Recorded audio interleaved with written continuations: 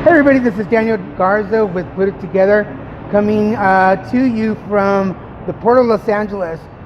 Some of you might see it when you drive by and you might not even think about it, but we made it all the way in here, and I'm talking to Mr. Philip Healy.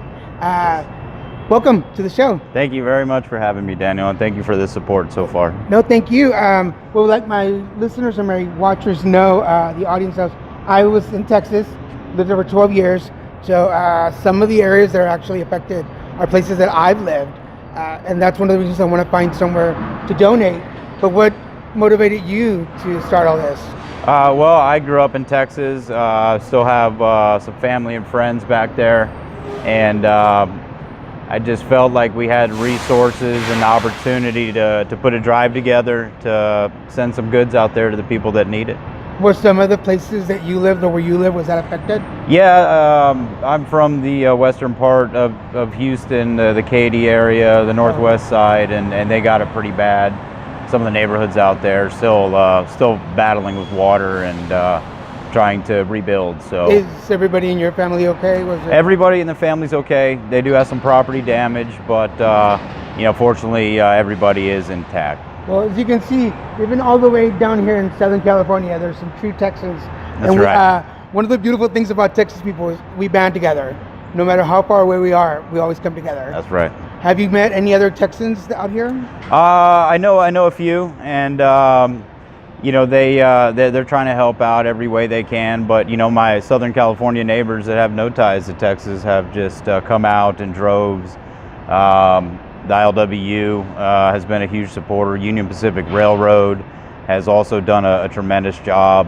American Corporate Security, these are all local companies that we work with, and we've just kind of banded together and put this drive out. So the drive actually started on Friday? Yeah, it was last Friday, yes.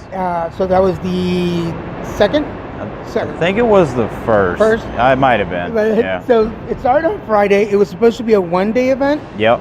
And what happened? Well, we got so much response. Our goal was to fill one container, and now we're working on our third container here. So we decided that let's keep it going. We'll keep it going through the 11th for now, and see where it takes us. So for folks to get an idea, how much fits in a container like this? The first container went out about 20,000 pounds. The second container went out about 18,000 pounds, and we probably got around 10,000 pounds in this container so far. Then we're hoping for more, obviously. We're hoping for more, yeah. We'll see how it goes.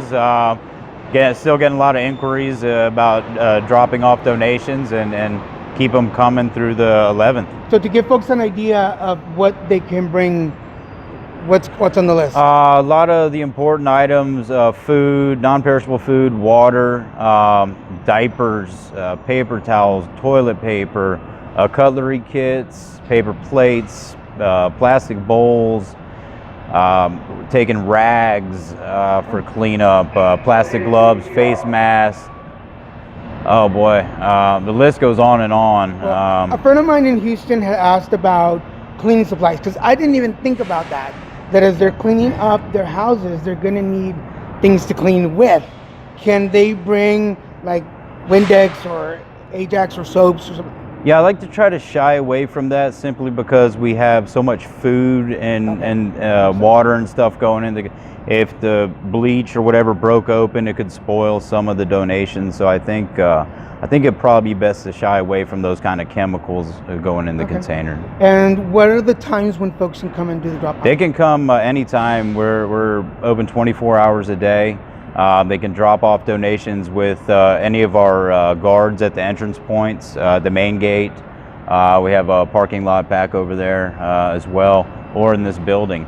So if anybody shows up, look for the entrance point, look for a guard and say you have donations for the relief drive, and they'll help out. And what's the exact address here? So if because I had to GPS it and I kind of got lost a little bit. Yeah. Well, they're doing a lot of construction around here, so you might get lost. But it's 701 New Dock Street, and we're on Terminal Island, California, 90731.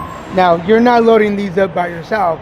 Who all is helping up in the airport? We've had so much help. Friday, we probably had 20 people out here helping unload vehicles, put it on pallets, shrink wrap it, load it into the container.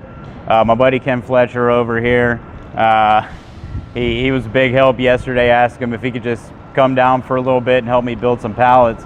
And as we're wrapping it up, we actually had a U-Haul truck full of water show up. Nice. Over 200 cases. So Ken, he stuck around, he helped us out, but so many people helping out. Ken's being shy and doesn't want to be on camera, but we're going to take a picture so you can see him on picture and you can send him a little thank you.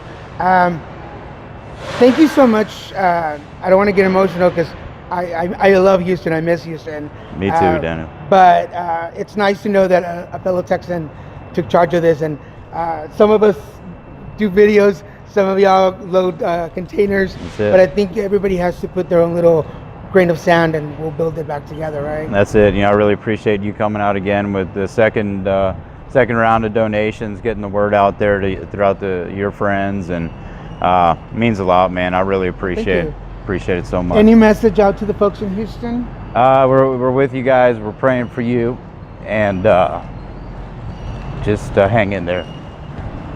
From the Los Angeles port, Daniel Garza and Mr. Philip Healy, thank you for your support. Drop off anything you can will help. Let's tell folks in Texas that we're standing with them. Thank you, folks.